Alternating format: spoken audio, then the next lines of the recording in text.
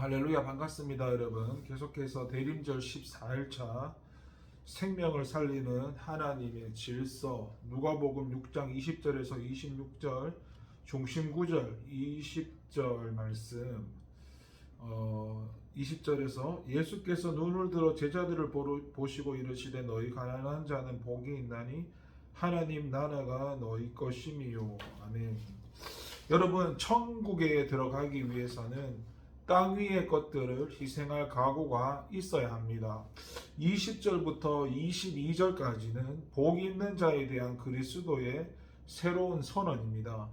그리고 평지에서 행한 이 말씀은 그 내용의 유사성으로 인해 종종 마태복음의 팔복과 관련해서 많은 논란이 있어 왔습니다. 동일한 주님의 선포를 누가가 약간 수정하였다는 것이죠. 따라서 혹자는 20절에 기록된 가난한 자를 마태복음의 기록대로 심령이 가난한 자를 21절에 줄인 자를 의에 줄인 자로 해석해야지 문자 그대로 물질적으로 가난한 자나 굶주린 자로 해석해서는 안 된다고 주장하기도 합니다. 하지만 우리는 복음서의 기록을 이처럼 자의적으로 해석하거나 모두 영적으로만 해석함으로써 문자 그대로 기록된 말씀의 의미를 약화시키거나 희석시켜서는 안 됩니다.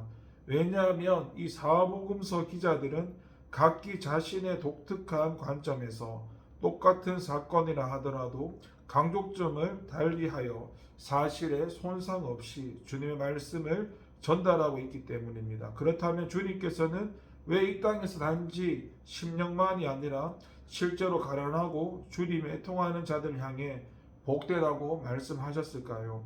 뒤집어 말하자면 천국에 들어가 큰 상급을 누리 축복된 자들은 왜 이 땅에서 가난하고 줄이며 울고 애통하는 자들이 되어야 할까요?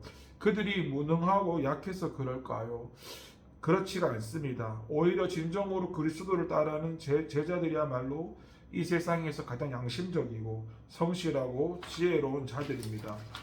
그런데 왜 이러한 사람들이 이 땅에서 세상의 부귀영화를 누리는 대신 오히려 가난하고 줄이며 울고 반대로 하나님을 무시하는 자들이 오히려 배부르고 웃게 되는 것일까요? 그 이유는 요한복음 18장 36절의 말씀처럼 바로 천국은 이 세상에 속한 것이 아니기 때문입니다. 하나님의 나라와 이 땅의 나라는 서로 합할 수 없는 성질을 가지고 있기에 하나님의 아들인 그리스도를 따르는 제자들 역시 세상에 속할 수가 없는 것이죠. 따라서 이처럼 세상에 속하지 않는 하나님의 백성들은 세상으로부터 배척을 받는 반면 세상에 속한 자들은 세상의 환영과 지원을 받기에 그리스도의 제자들은 이 땅에서 가난하고 줄이며 우는 자들이 될 수밖에 없는 것입니다. 그래서 만일 저와 여러분이 진정한 그리스도의 제자가 되어 하나님의 영광에 참여하고 싶다면 세상으로 향하는 욕심을 버려야 됩니다.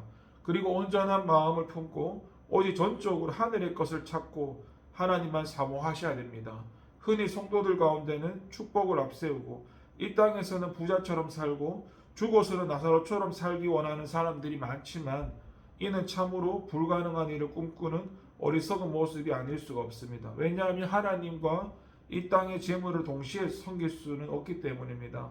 따라서 성도 여러분은, 저와 여러분은 본문 말씀을 통해 그리스도의 제자로 살아간다는 것이 얼마나 중대한 결단을 요구한 일인가 다시 한번 깨닫게 됩니다.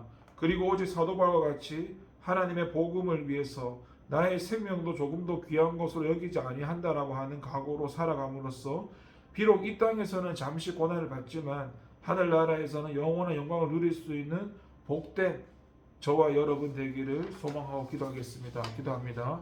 하나님 감사합니다. 우리는 이 땅에 세상을 살아가는 것이 아니라 이 땅에 이루어진 하나님의 나라를 살아갑니다.